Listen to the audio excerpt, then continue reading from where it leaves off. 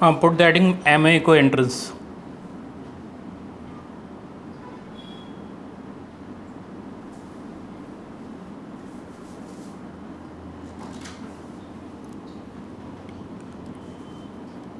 Just a minute.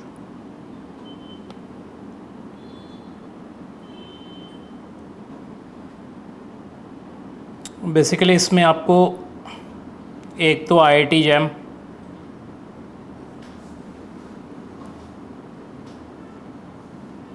Second one CUET. अब entrance रफली 3 part में ही आपके डिवाइडेड है. पहले तो आपको अलग अलग एग्जामिनेशन देना पड़ता, अब आपको अलग अलग देने की ज़रूरत नहीं है. CUET के अंदर most of the examination cover हो जाएगा आपका. ठीक है, JNU हो गया, DSC हो गई, मेड्रास स्कूल हो गया. ठीक है, सब CUET के अंदर आ गया. क्लियर. IGDR वो भी इसके अंदर आ गया है. तो CUET के अंदर सारे आ गए. ये 2 सेपरेट होंगे आपके, IIT jam economics and IIT ISI obviously in quantitative economics. ये 2 सेपरेट होंगे, बाकी सब इसके अंदर इंक्लूड. क्लियर. तो एक जरा कंटेंट थोड़ा सा आप इसको एनालाइज कर लो. सबसे पहले IIT जैम,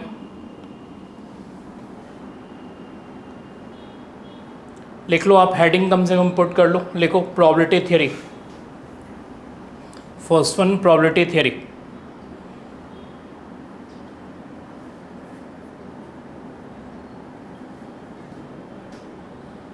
प्रोबेबिलिटी थ्योरी में आपको बेसिकली जो कवर करना है, यहाँ तक तो कोई प्रॉब्लम ही नहीं है आपको, इंडिपेंडेंट इवेंट्स तक. उसके बाद आपकी एक हो गई रैंडम वेरिएबल. आपको कुछ लिखने की ज़रूरत नहीं, इसी के अंदर आ जाएगी रैंडम वेरिएबल्स. दूसरा हो गया एक्सपेक्टेशन. क्लियर. तो रैंडम वेरिएबल्स में फंक्शंस ऑफ रैंडम वेरिएबल्स भी आपकी कवर होगी, और एक्सपेक्टेशन के अंदर variance and higher order moments. Higher order moments का मतलब हो गया थोड़ी सी नॉलेज स्क्यूनेस कर्टोसिस की भी होनी चाहिए आपकी. एक तो हो गई mean, second one variance. Higher order variance में क्या आएगा? Obviously skewness kurtosis. तो स्क्यूनेस और कर्टोसिस की माइनर नॉलेज रिक्वायर्ड है. रैंडम वेरिएबल के अंदर ही फंक्शंस ऑफ रैंडम वेरिएबल्स भी आप कवर कर सकते हो. नेक्स्ट है डिस्क्रीट के अंदर जो डिस्ट्रीब्यूशंस हैं, जो मोस्ट कॉमन डिस्ट्रीब्यूशंस हैं, उसमें स्पेसिफाइड नहीं है, ये बात ध्यान रखिएगा. वो है binomial distribution, Poisson distribution, negative binomial, hyper geometric. ये आपके डिस्क्रीट के अंदर काउंट होंगे. नेक्स्ट आएगा कॉन्टिन्यूस डिस्ट्रीब्यूशन. कॉन्टिन्यूस डिस्ट्रीब्यूशन के अंदर आपको जो करना है वो है नॉर्मल डिस्ट्रीब्यूशन. ठीक है, जो सबसे फेमस है, यूनिफॉर्म डिस्ट्रीब्यूशन, एक्सपोनेंशियल डिस्ट्रीब्यूशन. ये 3 तो कवर करने ही पड़ेंगे आपको. ठीक है. उसके बाद आ जाइए बाइवेरिएट. जॉइंटली ये सब आपके बाइवेरिएट के. Clear. Jointly distributed means bivariate. Book जो आप फॉलो कर सकते हो यहाँ, वो JL डिवोर फॉलो कर सकते हो, जो इन जनरल DU की रीडिंग में होती है. यदि आप इससे हायर जाना चाहते हो, ठीक है, जो DSC में यूज़ की जाती है वो है डिग्रूट. हायर में आपके लिए डिग्रूट मच बेटर होगा. JL डिवोर तो आपके नॉलेज में है ही. ठीक है, यहाँ जो DU के रीडिंग लिस्ट में है, क्लियर, UG के अंदर ऑब्वियसली JL डिवोर. और DSC में आप जाओगे तो डिग्रूट यूज़ होती है, थोड़ी हायर लेवल की बुक. अब आ जाइए मैथमेटिकल स्टैटिस्टिक्स. इसमें आपके है रैंडम सैम्पलिंग. ठीक है, method of moments, maximum likelihood, properties of estimator and so on. Clear. Book again JL devour.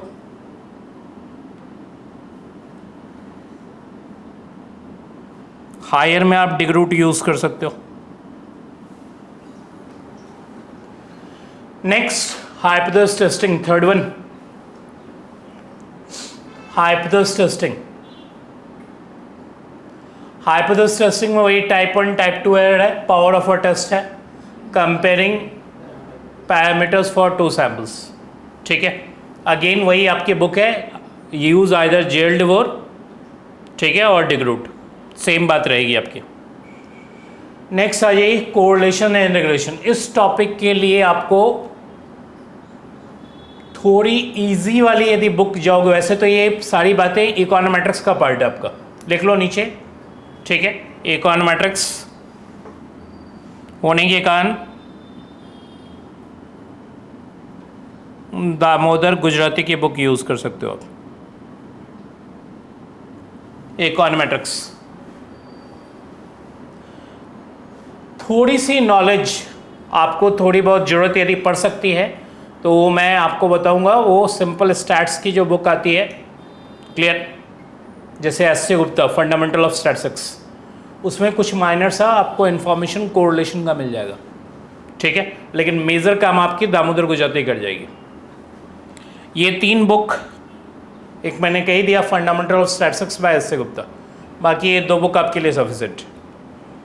अब आ जाइए मैथमेटिक्स के पोर्शन। मैथमेटिक्स के पोर्शन में लिखिए राइट डाउन, मैथमेटिक्स के पोर्शन में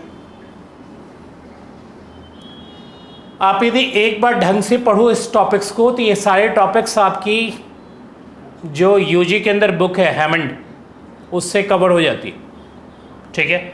आप देखो यार लिखा हुआ set theory, number theory, elementary functions, quadratic, polynomial, exponential, functions of several variables, graphs, level curves and so on, ये आपकी कुछ, ठीक है।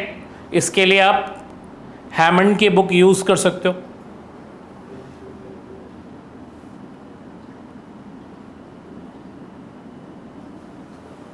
जो यहाँ इन जनरल डीयू के कोर्सेस में यूज़ होती। Next differential calculus, second one लिखिए डिफरेंशियल कैलकुलस।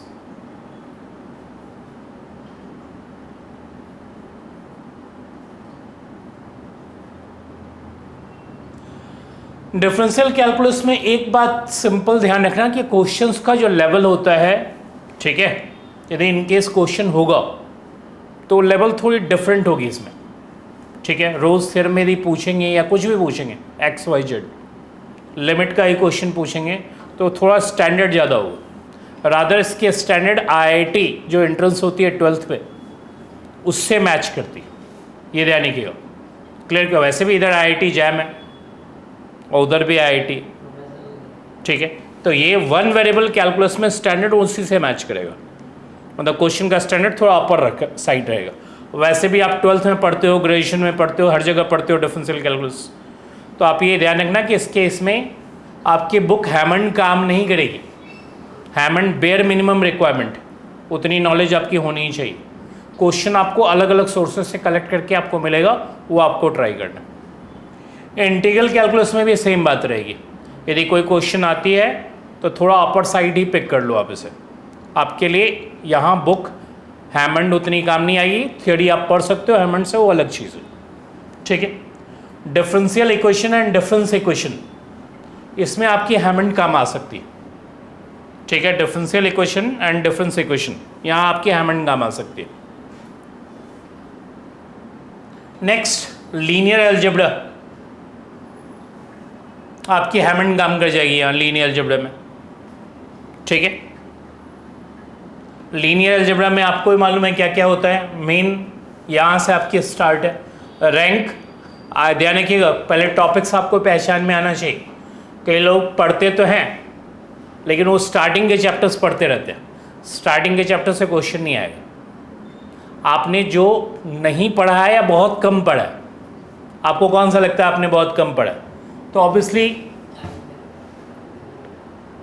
यहाँ आप ध्यान रखो आइजन वैल्यूज, आइजन वेक्टर, यहाँ से क्वेश्चन आएगा। रैंक से भी आ सकता है, मैं इनकार नहीं करता हूँ रैंक से नहीं आएगा, ठीक है, clear. Definiteness and semi definiteness of quadratic forms, obviously यहाँ से क्वेश्चन हो सकता है, ठीक है। तो ये ध्यान रखिएगा कि आपको नज़र उस पर रखनी है जो आपने बहुत ही कम पढ़ा हो, ठीक है, ना कि बहुत पढ़ रखा है जो जैसे एडजॉइंट हो गया, इन्वर्स हो गया, आप उससे क्वेश्चन नहीं एक्सपेक्ट मत करो, बिल्कुल वो नहीं आएगा। नेक्स्ट है ऑप्टिमाइजेशन। ऑप्टिमाइजेशन के अंदर सारे आपके कवर हो गए, ठीक है। Concave, convex, local max, local मिन, लैग्रेंज मल्टीप्लायर, ठीक है, सब चीज़ें इसके अंदर है, आप देख लो एक बार। इसमें आपकी एलपीपी वाला पार्ट भी है, ये देखो आपकी लीनियर प्रोग्रामिंग प्रॉब्लम, ये भी पार्ट कवर करती है, ठीक है। इकोनॉमिक ये लीनियर प्रोग्रामिंग वाला पार्ट है यहाँ से। उससे पहले जो है वो आपकी 2 वेरिएबल की ऑप्टिमाइजेशन है। Be clear about this one, 2 variable और n वेरिएबल्स विच एवर, ठीक है। तो इसमें आपको वो सारे कंसिडरेशन लेनी पड़ेगी। क्लियर? उसमें concave functions, convex functions, local max, local मिन, क्वाज़ी कॉन्केविटी, ऑल्दो टॉप पे लिखा हुआ था क्वाज़ी कॉन्केविटी, तो क्वाज़ी कॉन्केविटी यहाँ देखो आप, यहाँ भी लिखा हुआ है, आप देखो यहाँ लिखा हुआ है कॉन्केविटी, क्वाज़ी कॉन्केविटी। इसका मतलब ऑब्वियसली 1 वेरिएबल की भी क्वाज़ी कॉन्केविटी होती है और 2 वेरिएबल्स की भी होती है। तो ये पोर्शन आपको दोनों तरफ कवर करने, ठीक है। और एलपीपी कवर करनी है, ऑप्टिमाइजेशन के अंदर एलपीपी कवर करनी है। 2 बुक है जिसमें सेकंड बुक यदि आप इंटरेस्टेड हो तो सेकंड बुक में फर्स्ट बुक से बेटर थ्योरी मिलेगी आपको। किसमें? अल्फा सी चैंग में। यदि किसी चीज़ की आप थ्योरी में इंटरेस्टेड हो तो सेकंड बुक ज़्यादा अच्छी है। क्लियर? लेकिन हाँ, इसमें ज़्यादातर आप ध्यान रखो कि आप क्वेश्चन ओरिएंटेड रहो, ठीक है, थियरी ओरिएंटेड नहीं रहनी। थियरी ओरिएंटेड आपकी वो बुक के अंदर जो थियरी है उसकी एक समरी आपके पास होनी चाहिए, ठीक है। ये examination basically question oriented examination. Clear? तो क्वेश्चंस पे आप कंसंट्रेट करो। इसके रिस्पेक्ट में यदि आप CUET जाओगे, हेडिंग पुट कर लेना CUET।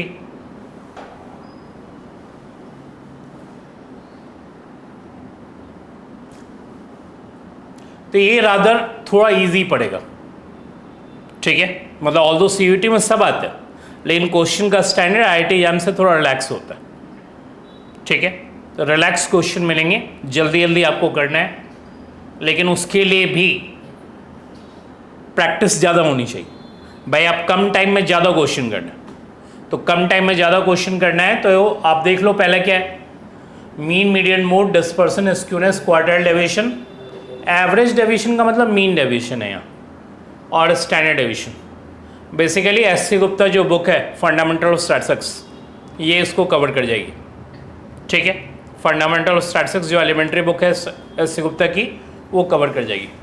Correlation again SC Gupta की बुक कवर कर जाएगी, ठीक है। यानी कि CUET के अंदर सारे यूनिवर्सिटीज़ हैं, तो सारे यूनिवर्सिटीज़ का मतलब उसमें बहुत सारे जगहों पे बहुत स्टैंडर्ड पढ़ाई होती है, बहुत सारी जगहों पे बहुत एवरेज पढ़ाई होती है। तो CUET के अंदर जो क्वेश्चंस आएंगे वो कैसे आएंगे? ऑब्वियसली एवरेज टू थोड़ा सा स्टैंडर्ड, क्योंकि वो आपको नंबर ऑफ क्वेश्चंस वो ज़्यादा देगा, तो ऑब्वियसली आपको कम टाइम में उसे करना है। तो ये बात आप हमेशा ध्यान रखना। तो क्वेश्चन थोड़ा सा इजी मिलेगा आपको। कोरिलेशन के लिए भी आपकी SC Gupta book sufficient. Next क्या है? Simple regression model. थोड़ी सी इकोनॉमेट्रिक्स की नॉलेज चाहिए आपको, ठीक है। सिंपल रिग्रेशन मॉडल का मतलब linear regression model. Probability distribution means binomial, और क्या? वही पॉइजन, नॉर्मल, ठीक है, यूनिफॉर्म, और क्या लिखा हुआ है यहाँ? सैम्पलिंग का मतलब यहाँ central limit theorem, T distribution का फॉर्मूला, यानी कि फॉर्मूला टी कहाँ लगेगा, काई कहाँ लगेगा, एफ कहाँ लगेगा, बस इससे ज़्यादा नहीं, ठीक है। और जबकि आप IIT में जाओगे या ISI जाओगे, इन दोनों जगह आपको डीपर नॉलेज की ज़रूरत पड़ेगी। यहाँ फॉर्मूला करना है भाई, टी कहाँ फिट होगा, काई कहाँ फिट होगा, एफ कहाँ फिट होगा, ठीक है। उसका कॉन्फिडेंस इंटरवल क्या होता है, सेंट्रल लिमिट थ्योरम क्या होती है, मतलब आपको सिर्फ उसकी नॉलेज होनी चाहिए। क्लियर? तो आपको यहाँ मैंने आपसे क्या कहा कि मोस्ट ऑफ द बुक में सबसे अच्छी बुक SC गुप्ता है, जहाँ 80% कंटेंट कवर कर जाएगा, 15-20% में ही इधर उधर से आपको कुछ पढ़नी पड़ेगी। ऑल्दो बुक मैंने लिख रखा है, लेकिन मेरे हिसाब से ये वाली बुक, कौन सी बुक, ये ज़्यादा आपके इफ़ेक्टिव है वहाँ के लिए। बाकी टॉपिक्स आपके मैच करते हुए दिखेंगे। डिफरेंशियल इक्वेशन वही है, LPP वही है, डिटरमिनेंट एंड मैट्रिक्स वही है, डिफरेंस इक्वेशन वही है, functions of one and several variables, इसका मतलब डिफरेंशियल कैलकुलस भी हो गया आपका, इंटीग्रल के बारे में यहाँ ध्यान रखिएगा, इंटीग्रल लिखा हुआ है ना, इंटीग्रेशन ऑफ फंक्शंस, तो डिफरेंशियल इंटीग्रल यहाँ आपकी कवर कर गई। और सेट्स एंड वेक्टर्स तो ऑब्वियसली लीनियर अलजेब्रा भी रफली आपकी हो गई, ठीक है। लेकिन यहाँ मैंने आपसे पहले ही कहा कि नॉलेज लेसर चाहिए, मतलब बहुत डीप नॉलेज नहीं चाहिए, कम नॉलेज चाहिए, लेकिन नंबर ऑफ क्वेश्चंस आप फटाफट फटाफट फटाफट करने हैं आपको, ठीक है, उसमें रुकना नहीं आपको। रेफरेंस बुक वही है, जो 2 रेफरेंस है उसके अलावा कोई रेफरेंस आपको यूज़ नहीं करनी। अब आ जाओ, थोड़ा सा मैं आपको ये बता देता हूँ, ठीक है।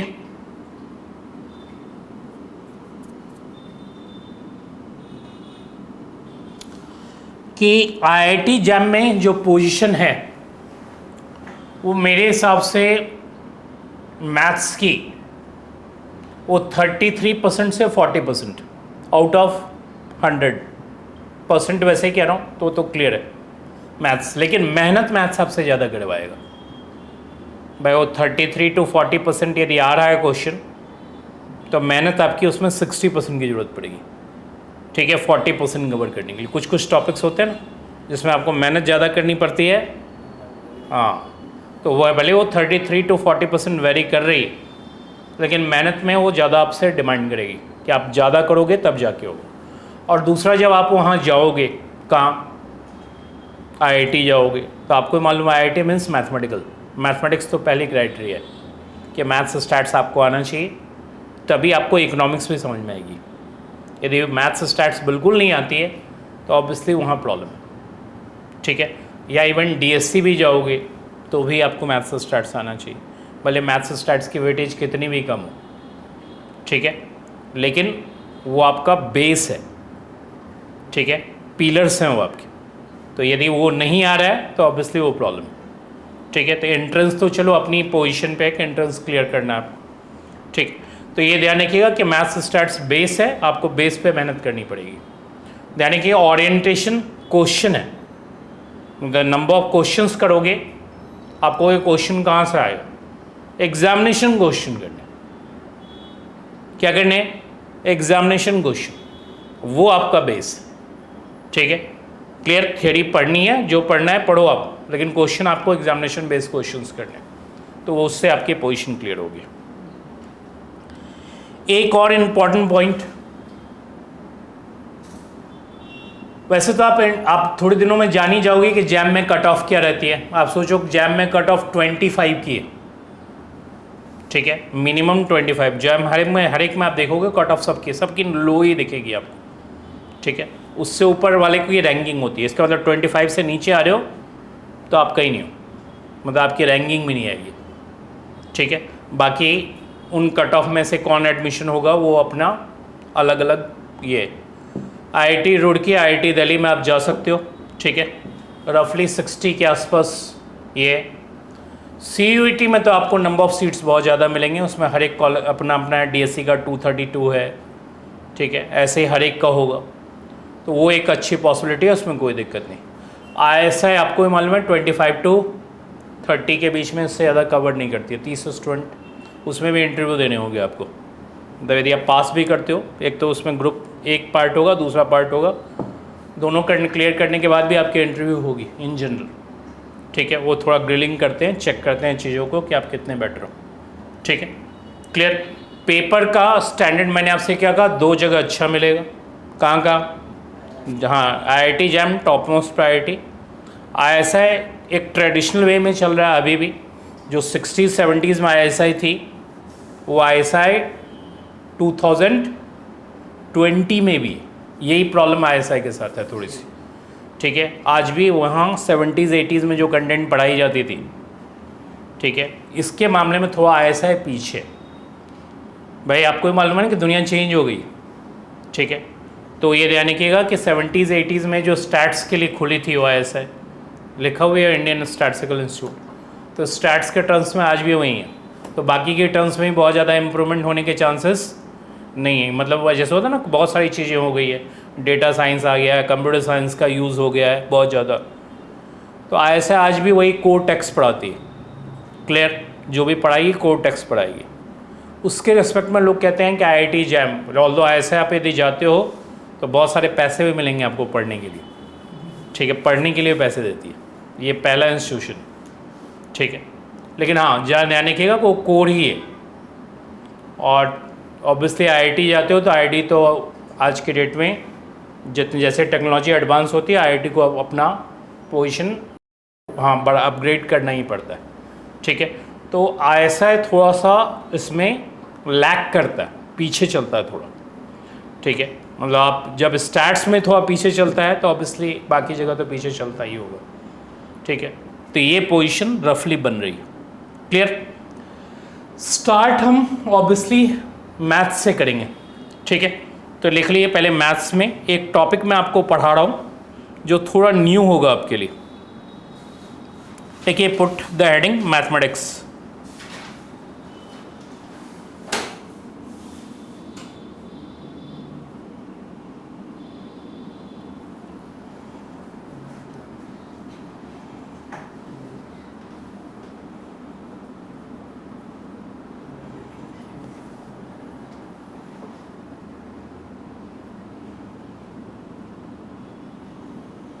पुट कर लिया आपने हेडिंग, इसमें लिखिए फंक्शनल इक्वेशंस।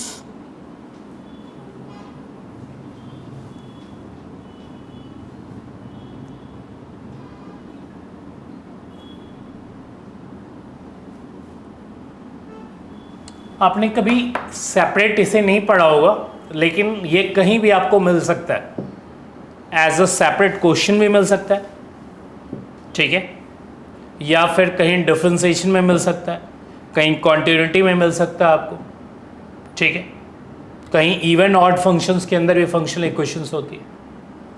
तो ये बिल्कुल अलग है, ISI में मेजर यूज़ होता है, यानी कि यदि आप फंक्शनल इक्वेशंस की बात करें तो ISI में मेजर यूज़ है इसका, ठीक है, क्योंकि वो तो अभी भी मैंने आपसे क्या कहा कि क्लासिकल अभी भी अप्रोच है, तो वो ज़्यादा क्वेश्चंस यहाँ से अराइज करेंगे, ठीक है। तो मैं आपको कुछ फंक्शनल इक्वेशंस लिखवा रहा हूँ जिस पे ध्यान दो आप। लिखो,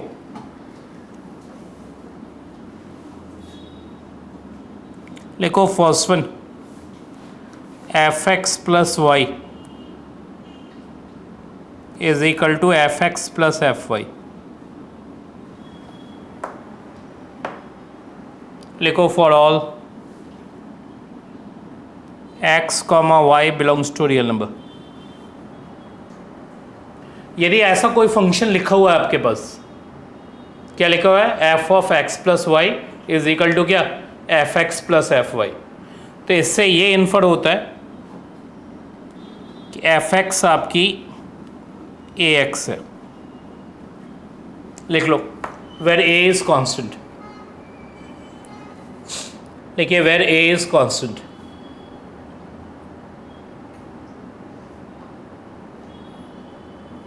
ये आपको क्रैम करना है, कौन, fx is equal to ax, मतलब ये फंक्शन है तो इससे ये इन्फर होती। अब एक मिनट देखो यार कि इन्फर हो भी रही है या नहीं हो रही। यदि मैं यहाँ x प्लस वाई रख दूँ, क्या रख दूँ, तो यहाँ x की जगह क्या जाएगा, x प्लस वाई, तो ये दो पार्ट में ब्रेक होगा, ax that is fx plus ay means fy। लेकिन सेकेंड वन,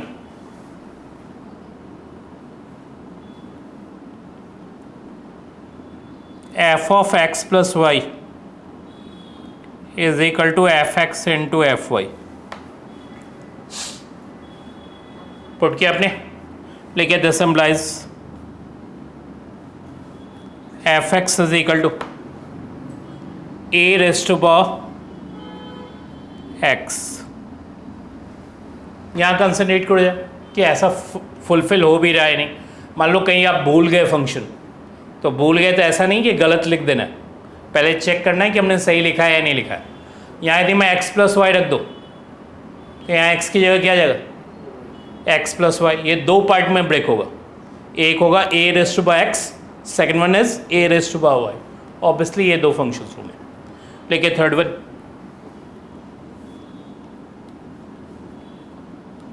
लिखिए fxy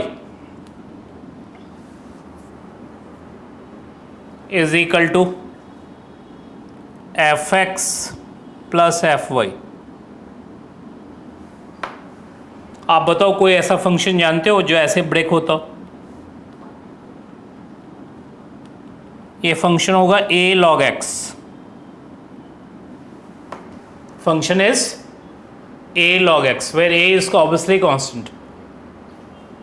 अब चेक करो यहाँ, यदि मैं यहाँ एक्स वाई रख दूँ तो क्या आ जाएगा? a log x y. a थोड़ी देर के लिए छोड़ दो. अब log एक्स वाई कैसे ब्रेक होता है? log एक्स वाई होता है log x plus log y. इसमें ब्रेक हो जाएगा. लिखो नेक्स्ट फोर्थ वन.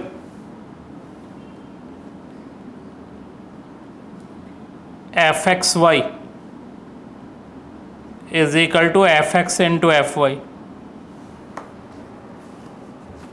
तो मुझे तो ये किस में ब्रेक होगा?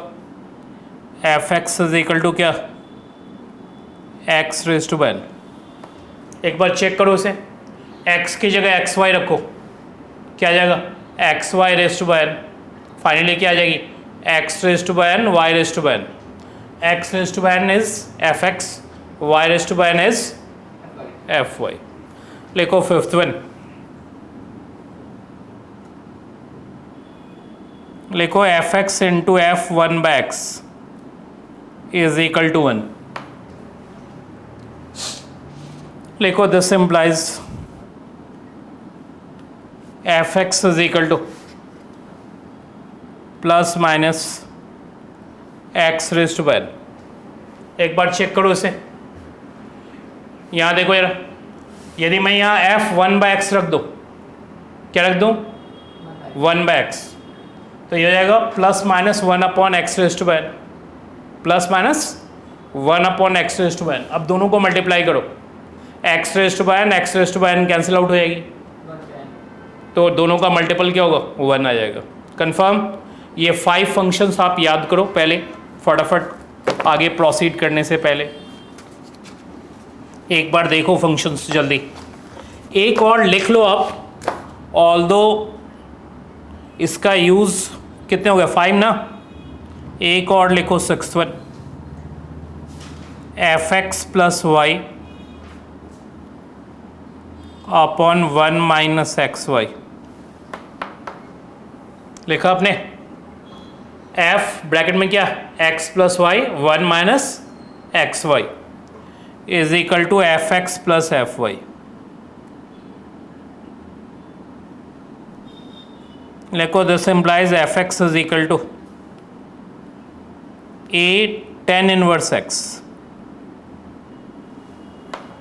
जनरली इस फंक्शन की जरूरत, यानी कि जैम दे रहे हो तो जरूरत पड़ेगी, जैम नहीं दे रहे हो तो CUET इन सब के लिए नहीं जरूरत पड़ेगी.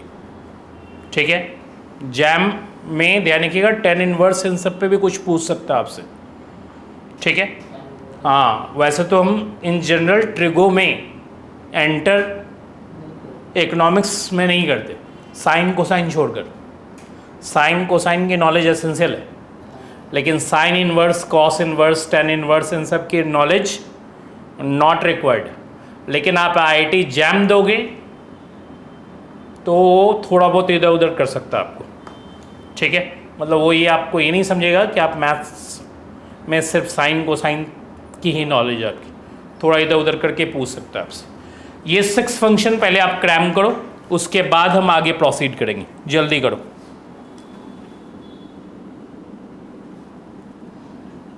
एक बार क्रैम करके थोड़ा साइड में रफ वर्क में लिख लो, क्योंकि जब तक आप क्रैम नहीं करते हो तो आप उसे यूज़ नहीं कर पाओगे क्वेश्चन के अंदर.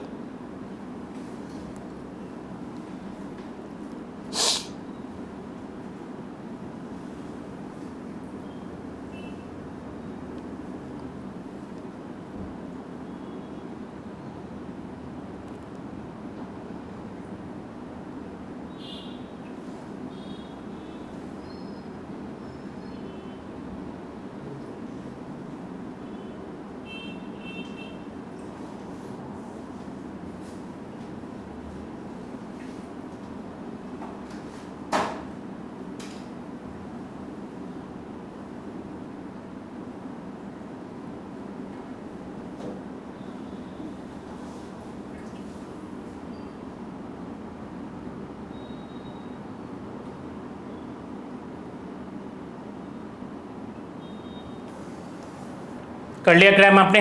स्टार्ट करें क्वेश्चन। आ जाइए, आपके लेवल से ही स्टार्ट करो। सबसे पहले लिखो क्वेश्चन नंबर 5।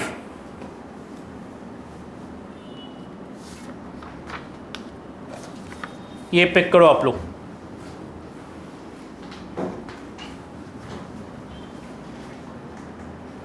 Right done.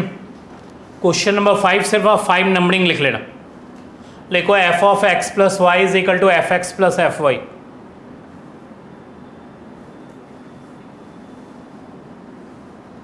है? अब उन 5 में से पता करो कौन सा फंक्शन है आपका। 5 नहीं 6 हो गए ना आपके। एक तो 6 1 मैंने आपको IIT JAM के लिए पर्टिकुलरली लिखवा है। तो क्या हो गया यहाँ से? क्या इन्फर होता है कि f x is equal to कौन सा फंक्शन है? आप 6 में से पिक करो जल्दी। फर्स्ट वन है, देखो this implies f x is equal to a x. पहला वाला फंक्शन आपका। देखो this implies f x is equal to a x. लिख लिया आपने? अब रही बात उस ए को निकालने के लिए उन्होंने एक वैल्यू आपको दे रखी है। एफ ऑफ 1 क्या है? 7। तो स्टार्ट करो।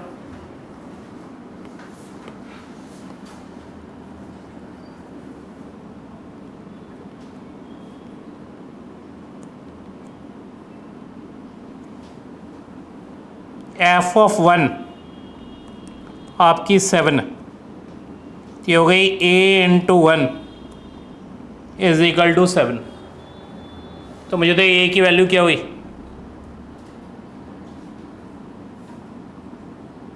a आ गया। a जैसे ही आ गया इसका मतलब फंक्शन आ गया आपका। लिखो therefore f x is equal to, लिखिए therefore f x is equal to 7x। ax means a 7 है तो 7x आ गई। यहाँ तो कोई प्रॉब्लम? नेक्स्ट आओ, क्या पूछ रहा है वो आपसे? देखो क्वेश्चन में फंक्शन तो आ गई ना। अब आपसे क्या पूछ रहा है क्वेश्चन में, देखो जरा।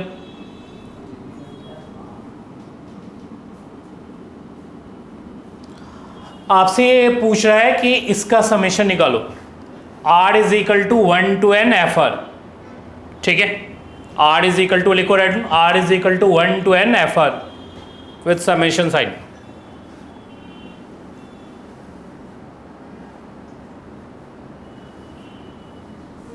पुट किया आपने?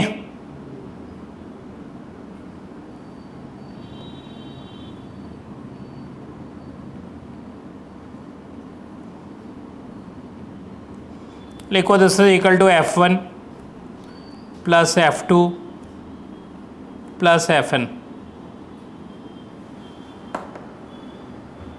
देखो दैट इज 7 इंटू 1,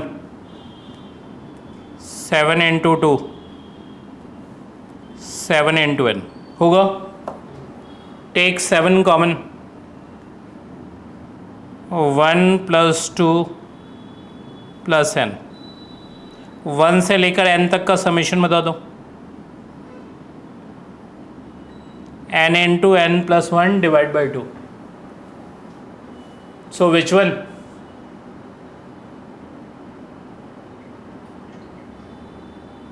Clear है? Is it D part? D part is the answer. ठीक है, नेक्स्ट आ जाओ।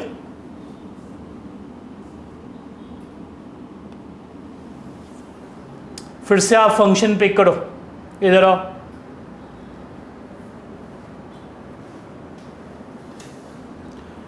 क्वेश्चन नंबर 4 लो। 4 ठीक है, कोई दिक्कत नहीं। लिखो f x plus y is equal to f x into f Y.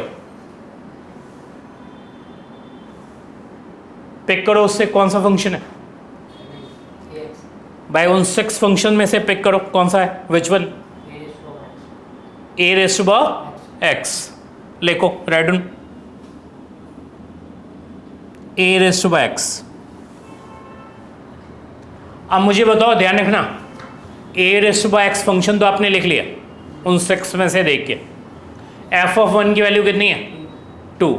ये बेसिकली इसलिए गिवन होता है कि आप ए की वैल्यू निकाल सको। ठीक है, तो लिखो we have f of 1 is equal to 2।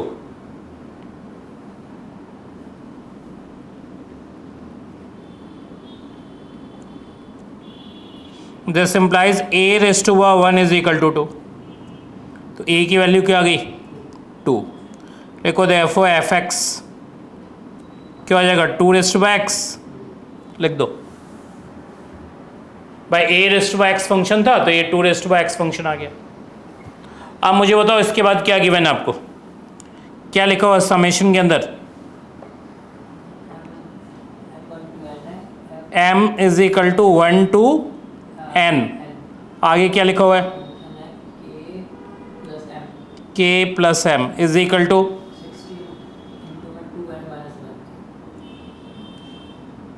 ये आ जाओ लिखो वी हैव, एक मिनट देख लेना, लिखो है m is equal to 1 to n f k plus m is equal to 16 2n minus 1 find the value of k। कुछ नहीं, ऐसा कोई प्रॉब्लम नहीं है, सिर्फ थोड़ा बहुत आपको 12th क्लास के AP GP इन सब का फॉर्मूला क्लियर होना चाहिए। तो आ जाइए जरा, सबसे पहले आप m इज इक्वल टू 1 रखो, ये हो जाएगा k प्लस 1, फिर m इज इक्वल टू 2 रखो, put m is equal to 2, so f k plus 2, lastly f k plus n is equal to 16 2 raise to power n minus 1। ये आपकी हो जाएगी f k प्लस 1 क्या होगी 2 raise to power k plus 1, क्योंकि आपके function क्या है, फंक्शन है 2 रेज़ टू पावर x। यहाँ देखो, यहाँ पुट करो k प्लस 1, तो ये हो जाएगी 2k प्लस 1। नेक्स्ट आ जाओ 2k plus 2, next 2k plus n is equal to 16 2 raise to power n minus 1। Common लो, क्या कॉमन ले सकते हैं हम, 2 raise to power k plus 1 common ले लो, ये आएगी 1 plus 2 2 raise to power n minus 1 is equal to 16 2 raise to power n minus 1। ये क्या आ जाएगी नेक्स्ट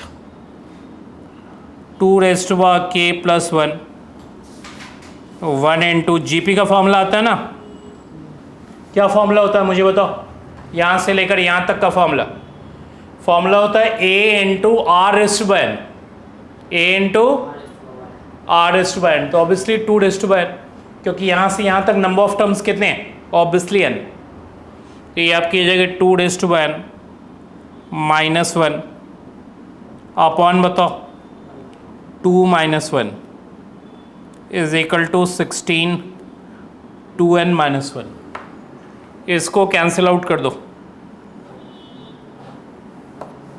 कैंसिल आउट हो गई, क्या रह गया 2 raise to power k plus 1 is equal to 16 is equal to 2 raise to power 4। तो k की वैल्यू क्या होगी 3, लिखिए this implies k is equal to 3। Clear है,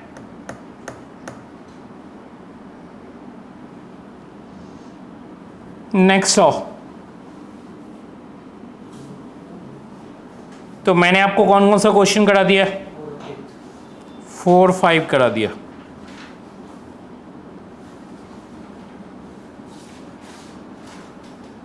अब आ जाओ क्वेश्चन नंबर, सबसे पहले क्वेश्चन नंबर 9। ये कभी आप एंट्रेंस के क्वेश्चंस चेक करोगे तो DSC एंट्रेंस में पहले, आजकल तो CUT के अंदर आ गया है, तो आपको DSC एंट्रेंस में मिलेगा, ठीक है, क्लियर, कभी पास्ट ईयर के पेपर में। तो क्वेश्चन नंबर 9 पढ़ो जरा, क्वेश्चन लिखो है 1 to x t raise to power minus 1 dt, ठीक है। तो पहले तो इसका इंटीग्रेशन मुझे बता दो, आपको मालूम है t raise to power minus 1 का क्या मतलब होता है, 1/t, 1/t का इंटीग्रेशन बताओ, 1/t का इंटीग्रेशन क्या होता है, log t, लिख दो यहाँ log t, और साथ में 1 to x लिख दिया आपने। ये क्या आ जाएगा, क्या आ जाएगा integration, log x minus log one, log one क्या होती है? 0। फटाफट लिख दो।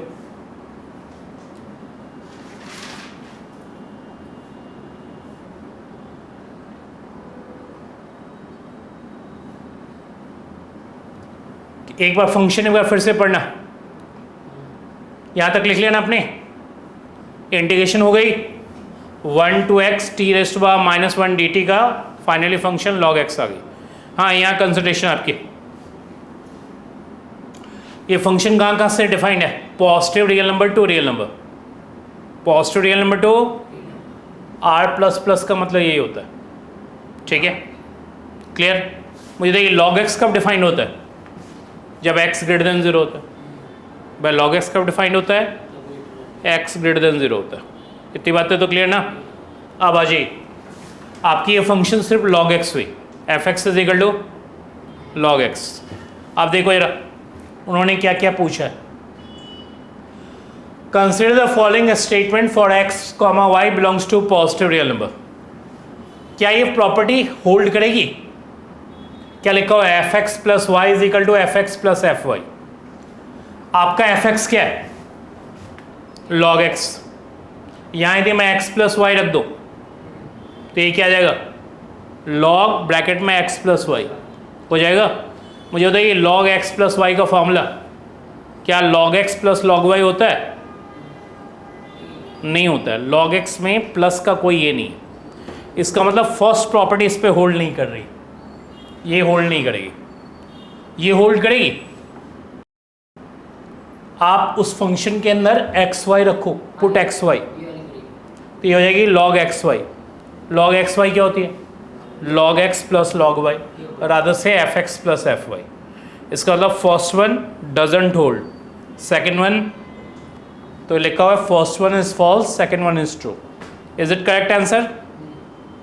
भाई फर्स्ट होल्ड ही नहीं कर रहा है इस वाले पे, सेकेंड होल्ड कर रहा है, तो बी पार्ट आंसर होगा। कोई doubt? Next of question number 10। Again आपको ये डीएससी एंट्रेंस के अंदर मिलेगा यदि आप पास्ट ईयर पेपर्स में जाओगे तो। यहां f x y is equal to f x plus f y. पहले तो ये बताओ कि आपके पास जो फंक्शंस है उनमें से कोई फंक्शन है क्या ये? Which one? A log x. यहां से लिखो this employees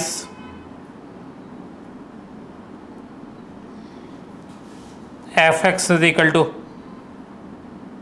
A log x. फटाफट लिखो। लेकिन ध्यान रखना जब आप फंक्शन लिखते हो एक बार क्वेश्चन जरूर पढ़ना, फिर से पढ़ो क्वेश्चन। ठीक है, हमने लिख लिया a log x. Suppose a real valued function is defined for all real numbers excepting 0, मतलब 0 छोड़कर। ठीक है, एंड सेटिस्फाइज दिस कंडीशन। पहले मुझे बताओ कि ये जो फंक्शन आपने लिखा है क्या ये पूरे रियल नंबर के लिए डिफाइंड है? नहीं, ये आपका उस केस में डिफाइंड है जब x greater than 0। log x कब डिफाइंड होता है? जब x ग्रेटर देन 0 होता है। और ये क्या कह रहा है कि पूरे रियल नंबर के लिए डिफाइंड होना चाहिए 0 छोड़कर। इसका मतलब आपने जो लिख रखा है वो कंप्लीट नहीं है अपने आप में, कुछ एडजस्टमेंट की ज़रूरत है इसके अंदर। समझ में आ गई बात? क्लियर ना?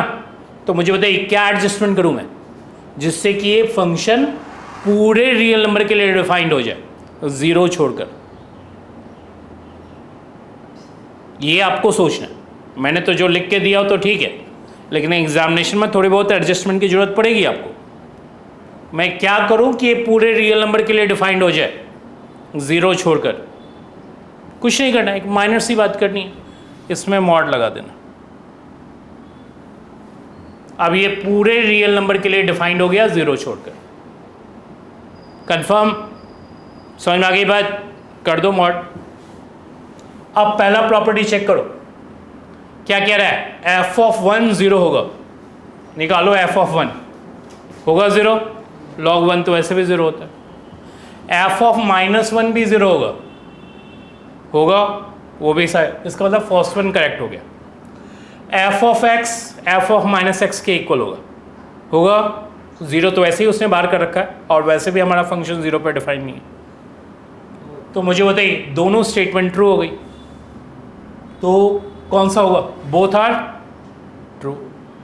ये है फंक्शनल इक्वेशन की स्मार्टनेस। और यदि आपने फंक्शन याद नहीं है, ऐसा लिख के आएगा, आप 10 पेज भी भर लो, आपको फंक्शन ही नहीं मिलेगा।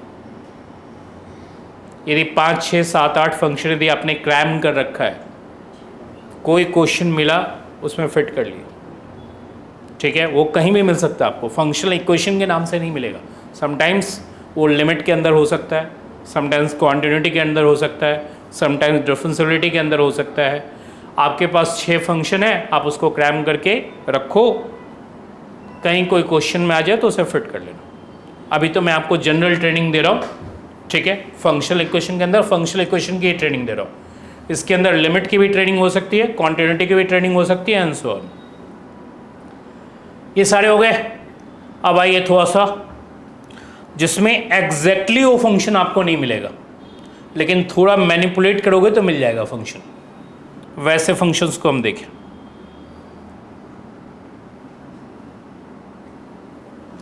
और क्वेश्चन नंबर 1,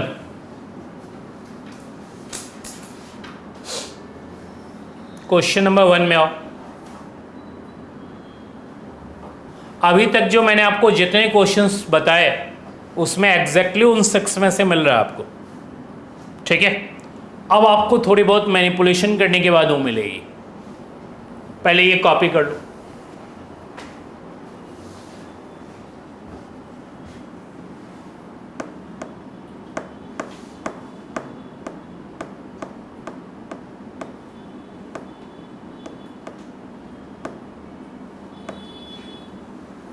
कर लिया कॉपी आपने? ध्यान रखना कि ये वैल्यूज नहीं दे रखी आपको, साइड में ये लिख लो, लिखो f ऑफ 2 7 है और f ऑफ -2 पूछ रहा है, ठीक है। ये बेसिकली आपको हेल्प देगा वो कांस्टेंट निकालने के लिए, ठीक है। यदि कोई कांस्टेंट आएगी तो वो कैसे निकलेगा उसको हेल्प देगा ये। आ जाइए स्टार्ट करें। मुझे भी फंक्शन बताओ, क्या है फंक्शन? क्वेश्चन नंबर क्या है? 1 ना? क्या है फंक्शन बताओ?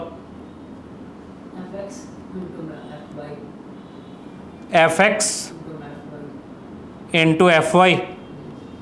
आगे बताओ। F x y. Next minus f x minus f y, ठीक है। For all x comma y belongs to real, यही है ना? अब चेक करो उन 7 फंक्शंस में से कोई है तो ऑब्वियसली नहीं है। 7 है, 6 है आपके पास, जो भी है, ठीक है। तो उसमें से कोई नहीं है, अपेरेंटली तो कोई नहीं है, ठीक है। अब हमें क्या करना है? तो थोड़ा बहुत एडजस्टमेंट करनी है। तो आप सबसे पहले इन 2 को लेफ्ट साइड लेके आओ। लिखो this implies f x into f y plus f x plus f y is equal to f x y, ठीक है। कोई प्रॉब्लम यहाँ तक?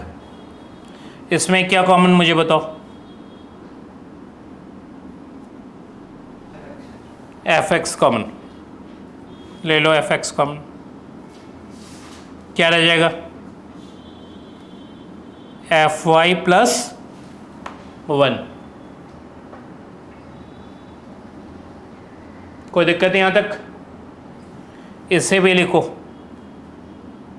एफ वाई तो है ही, प्लस 1 अटैच कर दो। क्या अटैच किया हमने? प्लस 1। और सेम प्लस 1 आपको यहाँ पे लिखना होगा राइट साइड में भी। एक 1 मैंने एक्स्ट्रा यहाँ लिखा है, उस 1 को हमने उधर लिख दिया। मुझे बताओ इसमें क्या कॉमन? यहाँ 1 है ना, क्या कॉमन आएगा मुझे बताओ? F y plus 1 common. दूसरे ब्रैकेट में क्या रहेगी? F x plus one is equal to क्या आएगी? क्लियर? आप इस फंक्शन को थोड़ी देर के लिए जी एक्स सपोज करो, क्या ये जी एक्स, तो मुझे बताओ ये क्या आएगा? यदि ये जी एक्स है तो ये क्या है? जी वाई। तो ये क्या है? जल्दी बताओ। जी एक्स वाई। अब चेक करो क्या उन 6 में से कोई है? देखो चेक करके, g x y is equal to g x into g Y.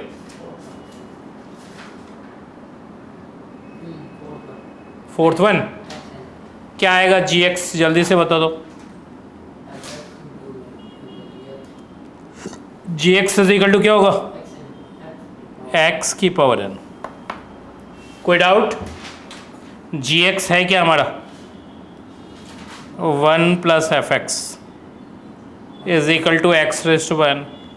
So f x क्या होगी? -1। कोई डाउट? क्लियर है? अब मुझे बताओ, जो बात मैं आपसे पूछूंगा, इधर इधर कंसंट्रेशन, ये तो आपने निकाल लिया।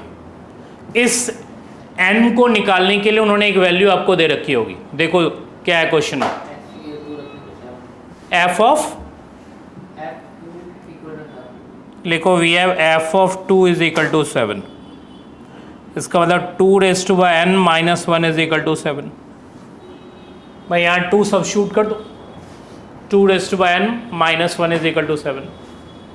तो मुझे बताइए नेक्स्ट क्या आएगा? 2 raise to by n is equal to 8। So n की वैल्यू क्या होगी? 3।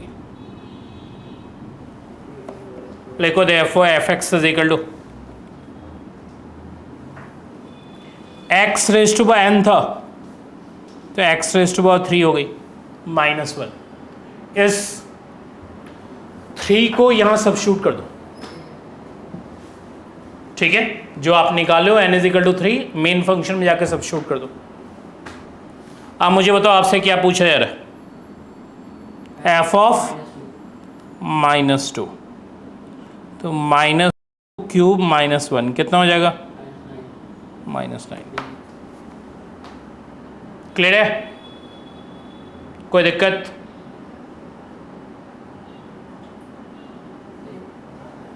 समझ में आ गई बात?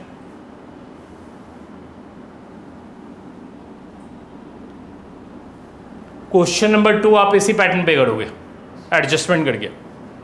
मैं आपको हिंट देता हूँ, इन 2 को लेफ्ट साइड कर देना। कौन से 2 को? ये 2 को लेफ्ट साइड करना, वैसे ही करना है जैसे करोगे। नेक्स्ट आ जाओ, ये थर्ड वन, ये कर देता हूँ मैं आपके लिए, ठीक है? आप पहले फंक्शन कॉपी करो। क्वेश्चन नंबर 3,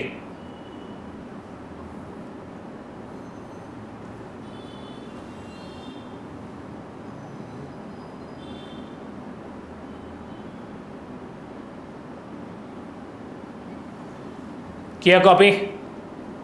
एक वैल्यू उन्होंने दे रखी है आपको, एफ ऑफ -2 कितना है? 33। लिखो एफ ऑफ -2 33 है, साइड में लिख लेना। और एफ ऑफ 1 पूछा जा रहा आपसे। पहले तो ये चेक करो कि उन 6 में से कोई है क्या? क्वेश्चन मुझे बताओ क्या है question? F x into 1 by x is equal to f x plus f1 by x. उन 6 में से चेक करो कोई है? नहीं, 5th एग्जैक्टली यदि तब होता जब ये इक्वल टू 1 होता, तो ऐसा तो है नहीं। यही लिखवाया ना मैंने आपको 5th में, दिस 1 इज इक्वल टू 1, तो वो तो नहीं है ना। इसका मतलब कुछ एडजस्टमेंट रिक्वायर्ड है। एडजस्टमेंट वैसे ही करोगे जैसे अभी हमने किया है। लिखो solution, f x f1 by x minus f x minus f one by x is equal to 0। ठीक है, टेक एफ एक्स कॉमन, क्या आ जाएगा? F one by x minus 1, इसमें कॉमन लेना। दूसरा वाला फंक्शन क्या है आपका? F one by x minus 1, मैंने एक्स्ट्रा लिख लिया यहाँ। क्या एक्स्ट्रा लिखा? -1। तो बेसिकली -1 एक्स्ट्रा नहीं है हमारा। माइनस और -1 क्या होता है? इसका मतलब 1 यहाँ ऐड करना होगा। लिखो this is equal to 0 + 1 obviously 1। क्या कॉमन होगा यहाँ मुझे बताओ? कॉमन क्या है? F one by x minus 1 common. दूसरे ब्रैकेट में क्या होगा? F x minus 1 is equal to 1। Clear है? तो ये फंक्शन हमने कहा कि ये हमारा फंक्शन जी एक्स है। तो ये क्या हो जाएगी? जी वन बाय एक्स। एक जी एक्स हो गई, जी वन बाय एक्स हो गई। तो मुझे बताओ कि इस केस में जी एक्स क्या होगी?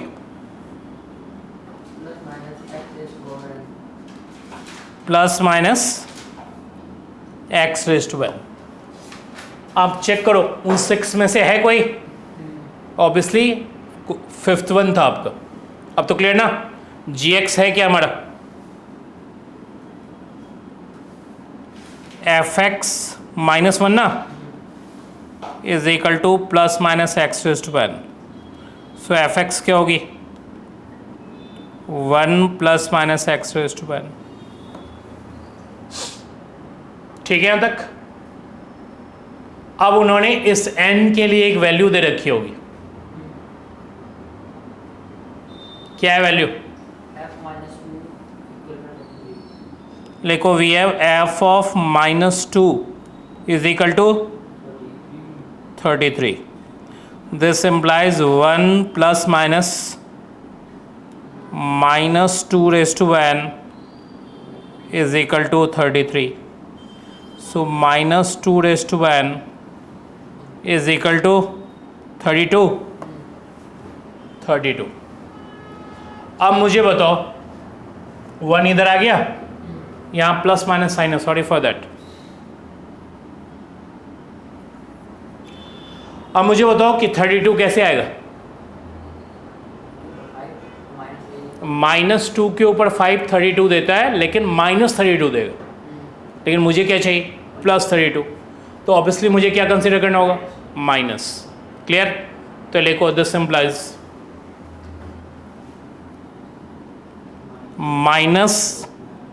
-2 raise to 1 is equal to 32। n की वैल्यू क्या हो गई? 5। ध्यान रखना प्लस माइनस में से हमने माइनस लिया है। 2 फंक्शन है हमारे पास, एक फंक्शन है x रेज़ टू 1 और एक फंक्शन है -x रेज़ टू 1। तो इसमें प्लस वाला होगा माइनस वाला होगा? माइनस वाला होगा। लिखो देयरफॉर एफ एक्स क्या है हमारा? एफ एक्स वो यहाँ देखो यार, एफ एक्स क्या है इधर? यहाँ कंसिडरेशन आपकी 1 + माइनस एक्स रेज़ टू 1 इधर। तो मुझे बताइए प्लस लोगे माइनस लोगे? डिसाइड किया हुआ? माइनस। ये हो गई 1 - एक्स रेज़ टू 5।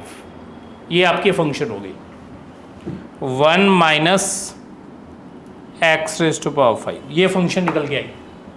वैल्यू क्या दे रखी है आपको? क्या पूछा जा रहा है? F1 निकालना है। ये तो बहुत सिंपल सा है।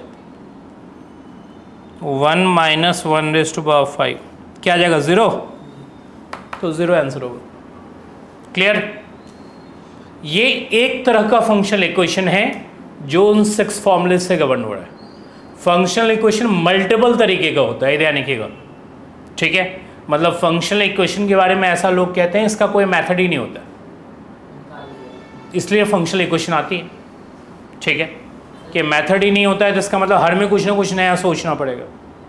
तो ये एक तरह का फंक्शनल इक्वेशन है जिसकी हैंडलिंग मैंने आपको सिखा दी।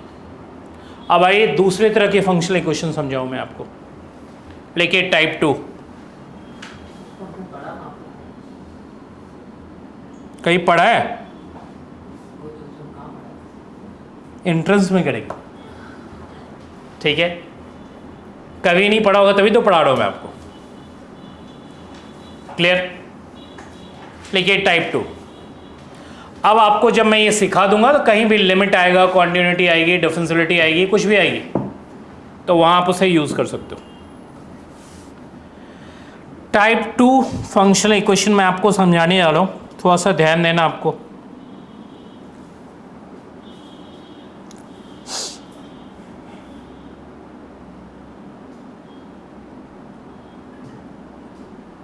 पहले लिख लो कौन कौन सा क्वेश्चन टाइप 2 का आएगा, थोड़ा सा हिंट मैं आपको दे ही दूं। राइट डाउन क्वेश्चन नंबर 6 लिखते चलो टाइप 2 में। क्वेश्चन नंबर 14, क्वेश्चन नंबर 15,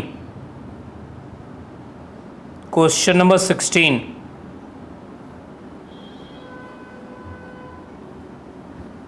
ये आपका टाइप 1 में आएगा। ये आपको खुद ही करना है, होमवर्क है आपका टाइप 1, अभी थोड़ी देर पहले कराया भी। ये भी आपका टाइप 1 है। इन सब पे होमवर्क मैं ये कर लो। टाइप 1 क्वेश्चन है, होमवर्क ऑल्दो मैं बता ही रहा हूँ टाइप 1 है, वहाँ तो ऐसा कुछ लिखा हुआ होगा नहीं कि कौन किस टाइप का है। ये सब आप टाइप 1 के अंदर काउंट कर सकते हो। हाँ, क्वेश्चन नंबर 20 ये आपका टाइप 2 है। 21 टाइप 1, ये भी आपका होमवर्क।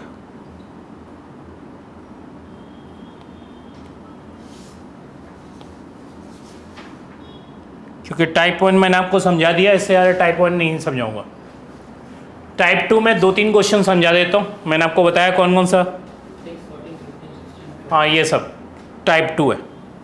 1-2 क्वेश्चन मैं आपको समझाऊंगा, बाकी समझाने की मुझे ज़रूरत नहीं है, आप खुद ही करो। जितना करोगे उतना सीखोगे।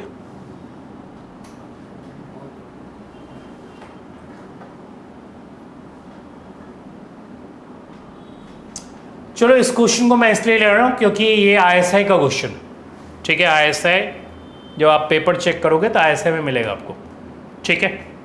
क्वेश्चन पिक करो, लिखो 2fx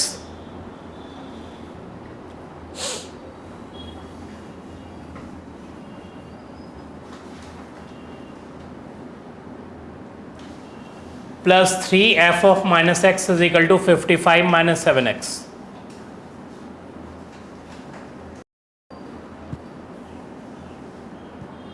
क्या पूछा जा रहा है? f ऑफ 3 की वैल्यू बताओ, ठीक है। आ जाइए, मुझे ये फंक्शन एक बार बताइएगा क्या लिखा हुआ है।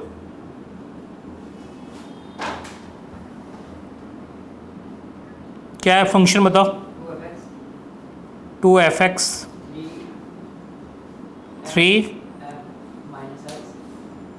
Is equal to minus 7x, ठीक है। देखो, इसमें अपनी तरफ से आपको दूसरा फंक्शन बनाना पड़ेगा भाई। एक इक्वेशन तो आपके पास है ही, दूसरा इक्वेशन अपनी तरफ से बनाना है। और इसका सबसे अच्छा तरीका जो मैं आपको समझा रहा हूं वो ये है कि यहां देखो क्या लिखा हुआ है x, और यहां क्या लिखा हुआ है। तो इन दोनों के बीच का रिलेशन आप देख लो। हो सकता है यहाँ x लिखा हुआ, यहाँ 1/x लिखा हुआ, ठीक है। क्लियर बात? या कुछ और भी लिखा हुआ हो सकता है। आपको कुछ नहीं करना है, इसकी जगह ये रिप्लेस कर देना, जो भी यहाँ होगा।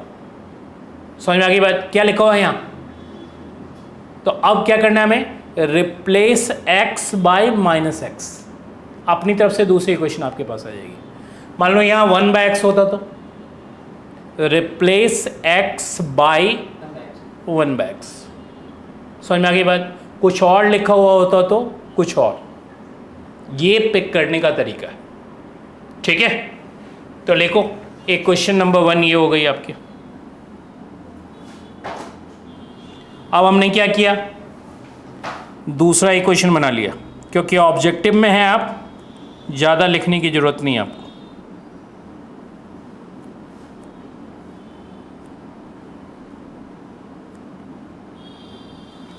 क्या किया हमने, साइड में लिख लो रिप्लेस x बाय -x।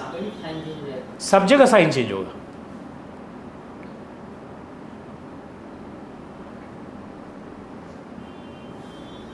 ठीक है, क्लियर?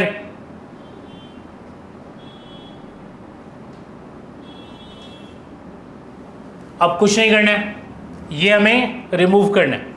दो इक्वेशन आपको याद है ना, जैसे लिखते थे ना 2x + 3y = दिस वन, और हाँ कैसे, इसको मुझे रिमूव करना है।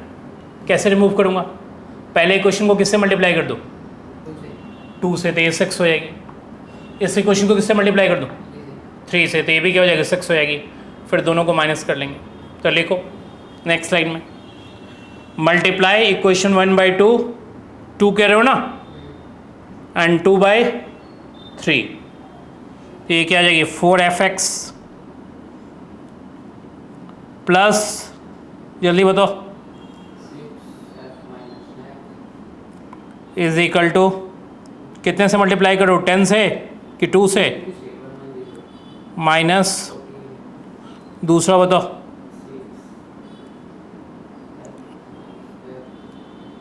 Plus 9fx is equal to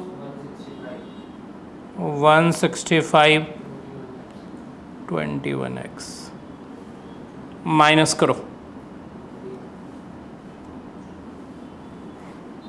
minus minus minus plus, ये कौन सा कैंसिल आउट हो गया, ये दोनों कैंसिल आउट। कितना बचा, -5x बचा, वहाँ कितना बचेगा, -165 में से 155 हटाओ, सॉरी 110, -55 ना, और यहाँ बताओ 21x में से, तो 7x हो गया, प्लस 7x। अब ज़्यादा सिंप्लीफाई करने की ज़रूरत नहीं आपको, 7x हो गया। क्या पूछ रहा हो, किसकी वैल्यू पूछ रहा है, 3 रख दो, लिखो -f3, सिंप्लीफाई मत करना।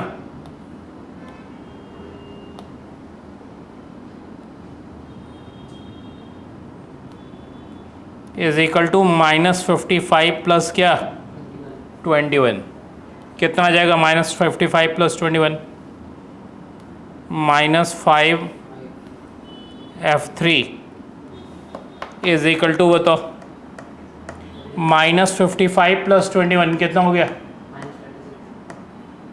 -36। कुछ गड़बड़ नहीं है, क्या आंसर आ रहा है, और हमने क्या निकाला,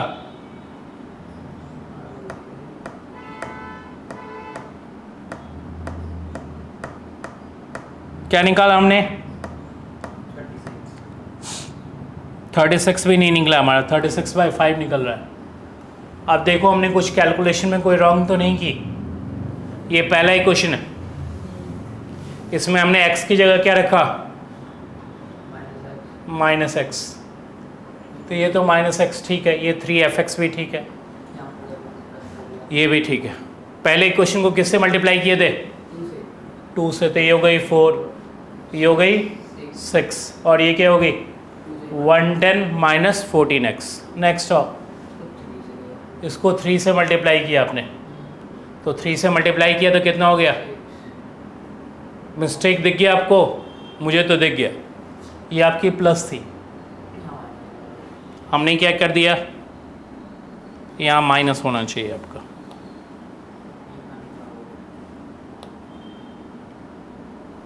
कितना आ गया ये माइनस आएगा सब जगह, -35 ना,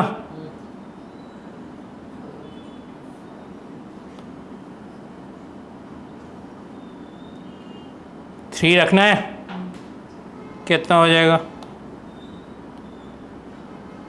3 रखोगे तो कितना आएगा? -35 इंटू 3,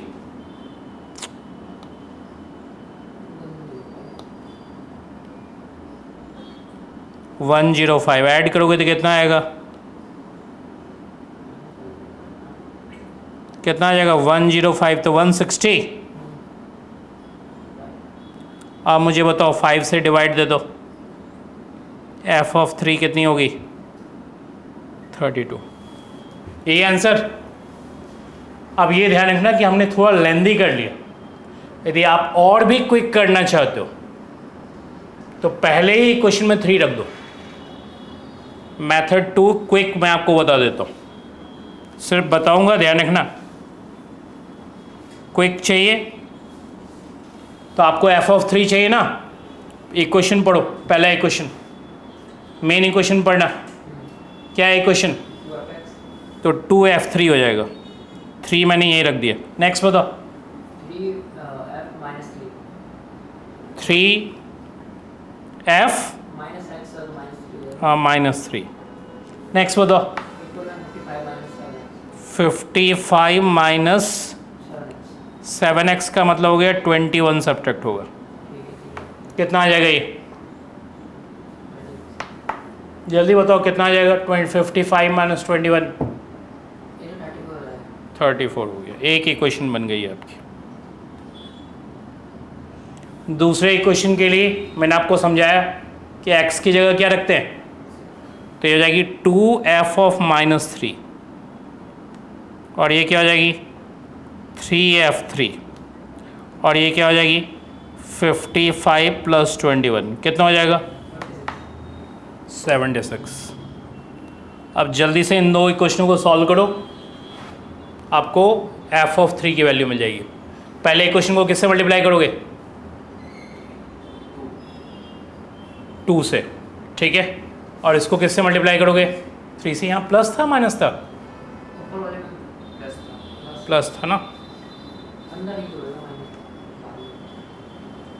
तो इसको किससे मल्टीप्लाई करोगे? 2 से। और इसको किससे मल्टीप्लाई करोगे? तो ये कैंसिल आउट हो जाएगी आपकी, सीधा आंसर आ जाएगा। समझ में आ गई बात? क्लियर है? कोई दिक्कत?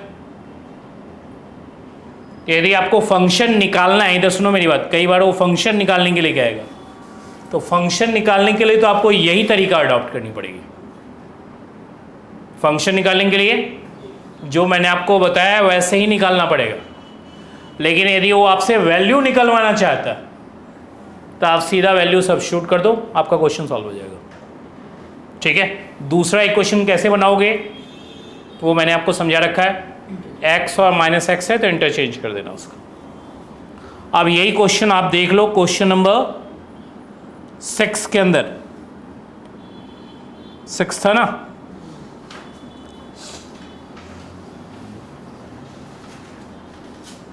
ये रहा।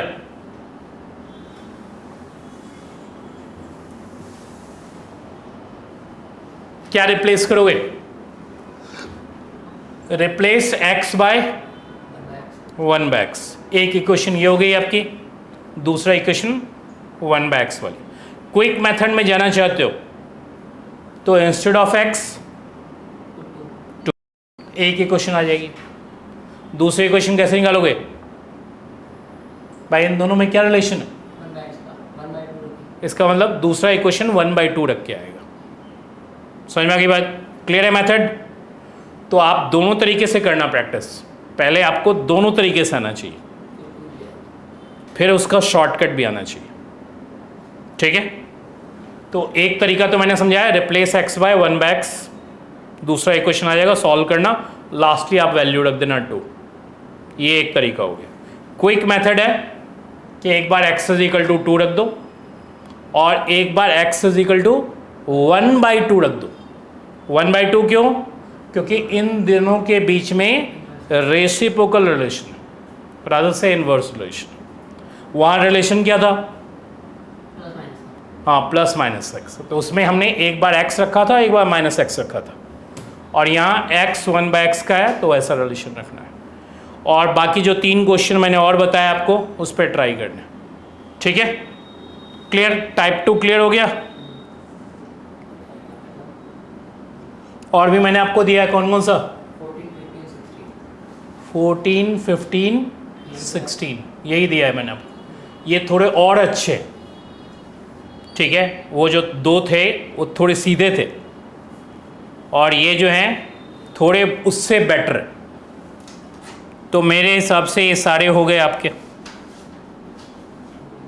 अब एक बार जरा आइडिया लगाओ कौन कौन सा क्वेश्चन हो गया। 1, 2, 3 हो गया, 4, 5 हो गया, 6 हो गया, 9, 10 हो गया,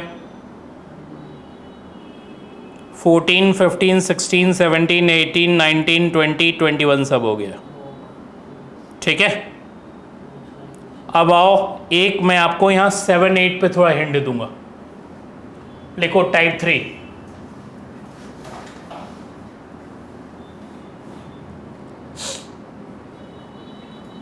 क्वेश्चन नंबर 7, क्वेश्चन नंबर 8। ठीक है, ये फंक्शन कॉपी करो। क्वेश्चन नंबर 8 कॉपी करना।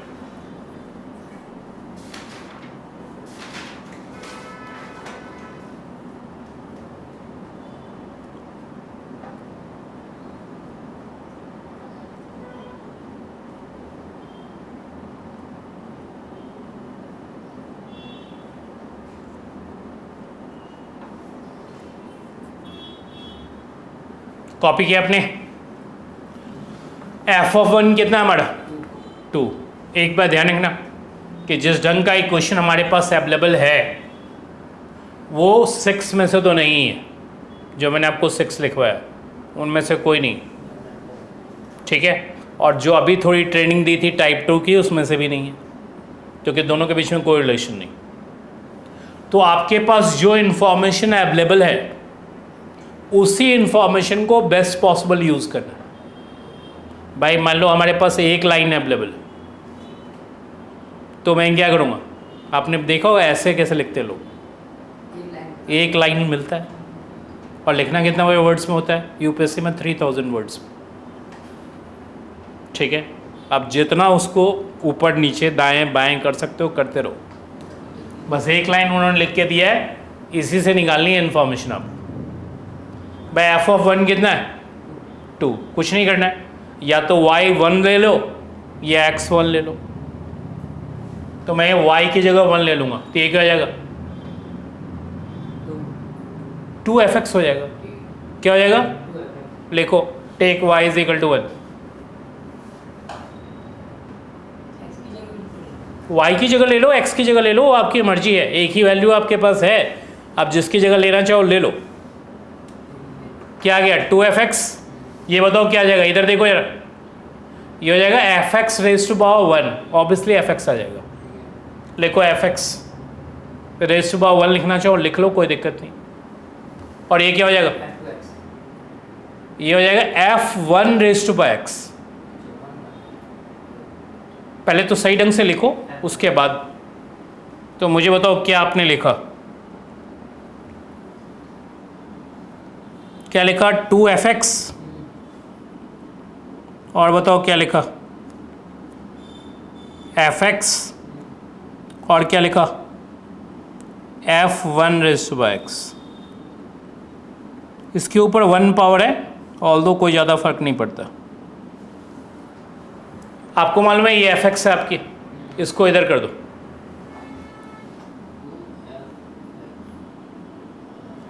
माइनस क्या? fx। f(1) कितना है? 2। हो गया क्वेश्चन सॉल्व आपका, फंक्शन आ गया।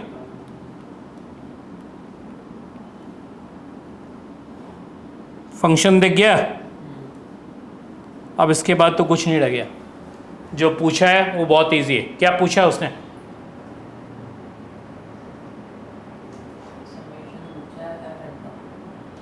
समेशन पूछा है,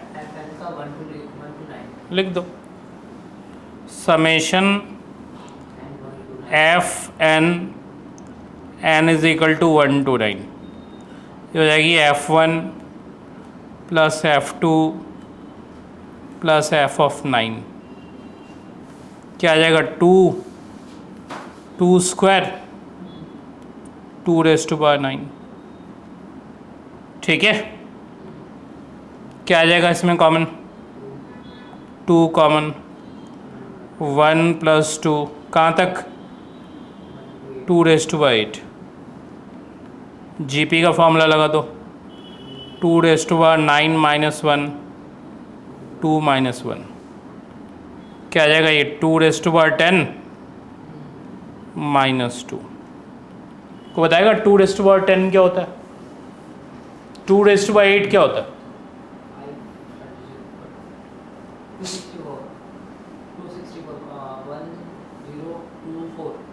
लिखो 1024 -2, देखो 1022 है,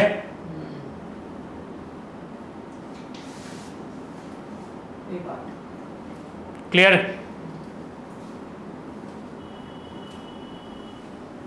ऐसे ही आप उसके जस्ट ऊपर देखो कौन सा क्वेश्चन, f of 0 क्या दे रखा है आपको, बस इसी को यूज करना, ठीक है, ट्राई करना। सारी बातें नहीं बोल ही दूंगा तो फिर रहेगा क्या, या तो y0 रख लेना या x0 रख लेना, उसके बाद करके देखना। और ध्यान रखना थोड़ा सा स्टिल स्मार्टनेस की ज़रूरत पड़ेगी, ठीक है। यदि वो मैं बता ही दूँ तो कोई फ़ायदा नहीं है, फिर ट्राई करके देखो तो आपको क्वेश्चन सॉल्व हो जाएगा। अब रह गए वो 3 क्वेश्चन जो बेसिकली आपको डिफरेंस इक्वेशन आपके सिलेबस में है ना, डिफरेंस इक्वेशन सिलेबस अभी आपको मैंने दिखाया, वो डिफरेंस इक्वेशन वाला क्वेश्चन है आपका। ये 3 क्वेश्चन कौन कौन सा, 11, 12 और 13 लिख लो। टाइप कौन सा, 4, टाइप 4 डिफरेंस इक्वेशन।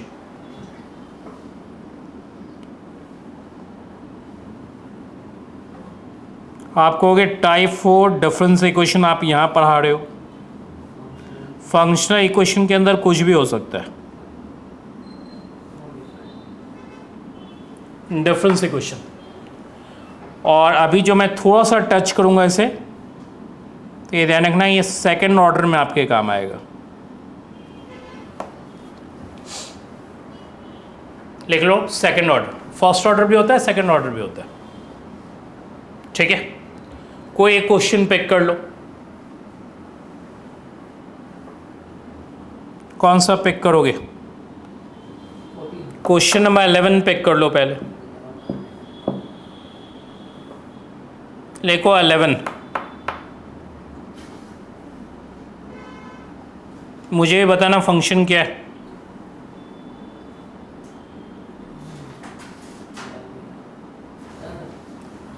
पहले तो ये पहचानो कि डिफरेंस इक्वेशन करते कैसे हैं। इधर जाओ जरा, थोड़ा सा मैं आपको डिफरेंस इक्वेशन के बारे में बता दूं।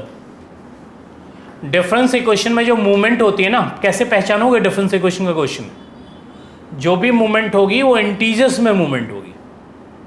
किस में मूवमेंट होगी भाई, यहाँ x में कितना अटैच, 2 अटैच, यहाँ x में कितना अटैच है 1, और यहाँ कुछ भी अटैच नहीं, मतलब रादर से 0 अटैच। यहाँ देखो क्या अटैच है, 2 1 0, यहाँ क्या अटैच 1, 1 यूनिट आगे गया और 1 यूनिट पीछे है। तो ये पहचान, मतलब डिफरेंस इक्वेशन जब भी होगा तो x में या तो +1 अटैच होगा या +2 अटैच होगा या +3 अटैच होगा या -1 अटैच होगा या -2 अटैच होगा या -3 अटैच होगा एंड सो ऑन। मतलब जो भी डिस्क्रीट इंटरवल्स ऑफ टाइम होता है, जब आप डिफरेंस इक्वेशन पढ़ेंगे तो यदि पढ़ा होगा तो आपको तो नॉलेज भी होगी, ठीक है। तो जो भी अटैचमेंट होगी उसी तरह की होगी। अब ये क्वेश्चन आपका, इसे कॉपी कर लो फटाफट।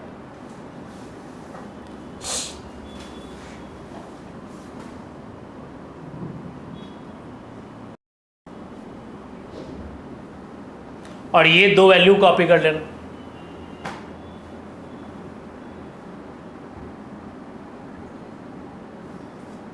क्या पूछा जा रहा है? F2 लिखो, फाइंड F2। यदि आप थोड़ा सा स्मार्ट हो तो इस क्वेश्चन का जवाब बिना डिफरेंस इक्वेशन के भी दे सकते हो। आपको कुछ दिखा है यहाँ और ये वैल्यू उसने दे रखी है, और क्या पूछ रहा है? F2। यदि मैं यहाँ 0 रख दूँ तो क्या हो जाएगा? F2। लिखो, put method 1 without difference equation. लेकिन हर हमेशा नहीं चलेगा, ये ध्यान रखना। ये सब जो मेथड होती है, हाँ मतलब चल गई तो चल गई, नहीं चली तो नहीं चली, ठीक है? जिसको कहते हैं तुक्केबाजी करनी। ये क्या हो जाएगा? F2। ये क्या हो जाएगा? -5F1। और ये क्या होगा? 6F0 is equal to 0। ठीक है, सबकी वैल्यू दे रखी है उसने। F(0) कितना है? देखो यहाँ F(0) कितना है? 0। F(1) कितना है? तो F(2) कितना होगा? हो गया। लेकिन ये ध्यान रखिएगा, इसने जो पूछा है वो सीधे तरीके से निकल गया, लेकिन हर हमेशा नहीं निकलेगा, ठीक है? यदि वो कुछ और पूछ देता तो। क्लियर? अब आपको डिफरेंस इक्वेशन की समझ में बताता हूँ।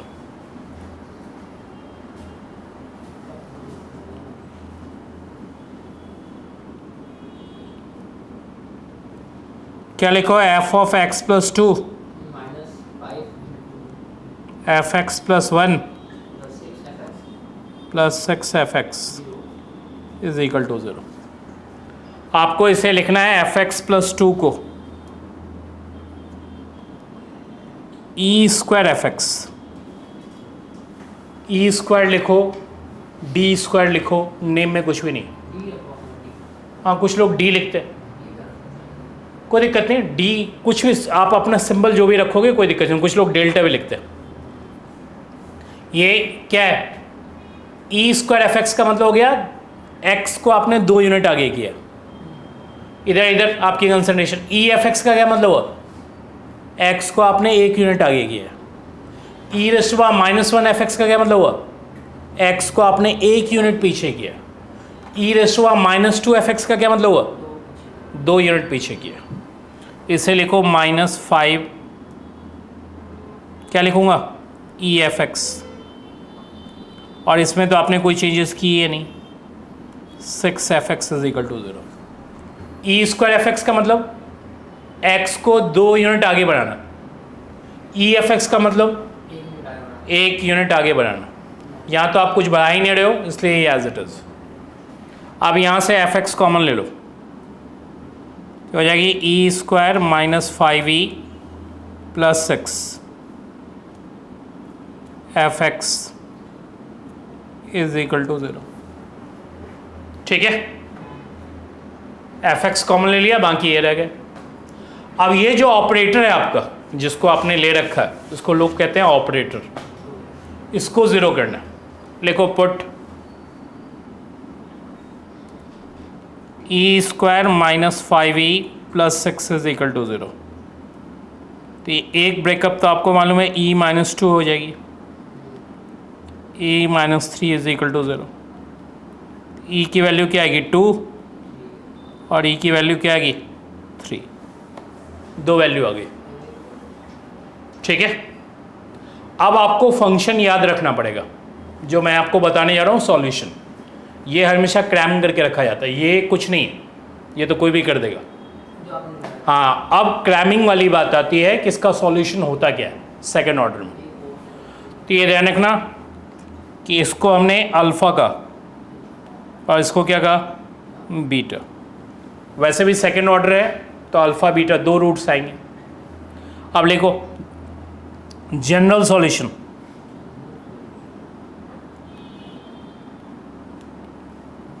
F x is equal to होता है a into alpha raise to by x plus b into beta raise to by x. b into beta raise to x, ये याद रखना है। लिखो this implies f x is equal to a into 2 raise to x, a into भाई एक तो वैल्यू यही है, b into 3 raise to x. हो गया भाई? कितने अननोन है? 2 अननोन है, 2 वैल्यू उन्होंने जोड़ दे रखी होगी आपको।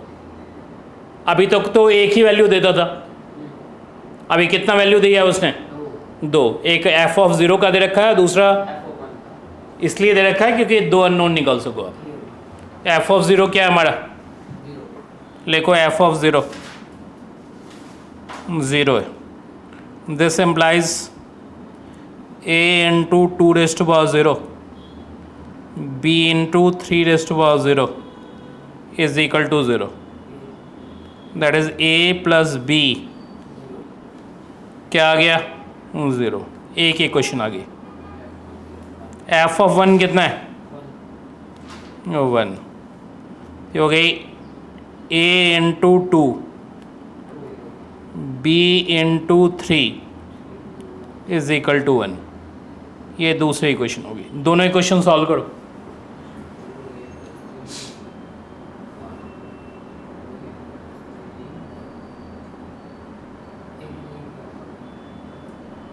कितना आया ए की वैल्यू? ये इक्वेशन और ये इक्वेशन सॉल्व करके बताओ ए की वैल्यू कितनी है?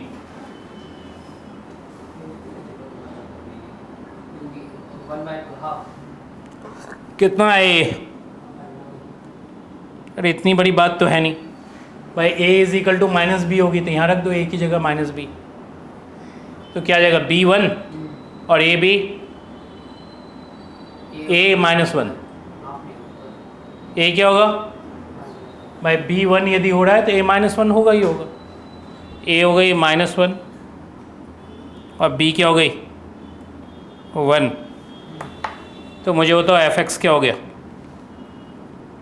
एफ एक्स था a into 2 raise to power x, हो गई minus 1 into 2 raise to power x. b क्या था? 1, तो ये हो गई 3 रेज टू पावर एक्स। किसकी वैल्यू पूछ रहा हो? f2 की पुट कर दो, तो हो जाएगी minus 2 raise to power 2 3 raise to power 2। कितना हो गया? 5। लिख दो भाई। इधर देखो जरा, ये तो मैंने आपको एक क्वेश्चन बता दिया। यदि रूट्स रियल एंड डिस्टिंक्ट हुई तो ये काम करेगा। लिखो नीचे रिमार्क में भाई क्वाड्रेटिक इक्वेशन बनेगी, सेकेंड ऑर्डर है तो क्वाड्रेटिक इक्वेशन बनेगी। और रूट्स यदि रियल एंड डिस्टिंक्ट हुई तो ये फंक्शन होगी। लिख दो रूट्स रियल एंड डिस्टिंक्ट, तो ये फंक्शन होगी आपके।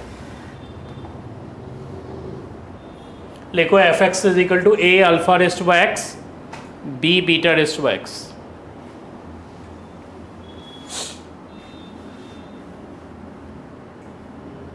आपको मालूम है रूट्स रियल एंड इक्वल भी हो सकता है। लिखो रूट्स रियल एंड इक्वल, तो ये फंक्शन आपकी चेंज हो जाएगी। ये जो फंक्शन मैंने आपको लिख के दिया है उसकी जगह f x is equal to लिख लो, write down, a plus b x alpha raise to x आ जाएगा। एक ही रूट होगी, ध्यान रखना, ए प्लस बी एक्स और क्या अल्फा रेज टू एक्स। ठीक है, एक ही रूट होगा बाय रियल एंड इक्वल, तो इसका मतलब एक रूट होगा। लेकिन ध्यान रखना वैल्यू 2 होगी अननोन निकालने के लिए। तो मेरे हिसाब से मैंने आपको एक क्वेश्चन बताया, कौन सा? Question number 11। आपको कौन कौन सा करना है? 12 एंड 13।